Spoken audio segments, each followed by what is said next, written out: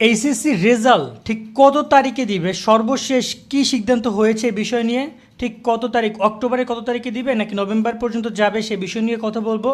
আমরা শুনেছিলাম 40 দিনের মধ্যে রেজাল্ট দিবে, কিন্তু এখন সেটা আর হচ্ছে না। কারণ তোমরা জানো বর্তমানে তিনটা বিভাগের উপর দিয়ে বন্যা গেছে, সেই বন্যার তথ্য নিয়ে কাজ করছে বোর্ডগুলো, এক প্রকার বন্ধই ছিল 12টা জেলা। আর তার মধ্যে যদি আমরা কথা বলি, এখানে আমরা লিখে রেখেছিলাম যে কুমিল্লা, সিলেট, চট্টগ্রামের তিনটা বোর্ডের অধিকাংশ এলাকা, কুমিল্লা বোর্ড তো পুরোটাই ক্ষতিগ্রস্ত, সিলেট বোর্ডে কোনো কোনো জায়গায় এবং চট্টগ্রাম বোর্ডের বেশিরভাগ জায়গায় ক্ষতিগ্রস্ত হয়েছে এইবারের বন্যায়। এখন দেখো রেজাল্ট প্রকাশ করতে হলে একটা টাইম দিচ্ছে, ঠিক আছে, কিন্তু এখন সেইভাবে রেজাল্ট প্রকাশ আর সম্ভব নয়, কারণ রেজাল্ট প্রকাশের বিষয়টি সবগুলো বোর্ডের একই তারিখে প্রকাশ করবে। তো এই বিষয় নিয়ে আমরা একটু কথা বলছি যে এক্স্যাক্টলি তারা কবে কি প্রকাশ করতে চায়।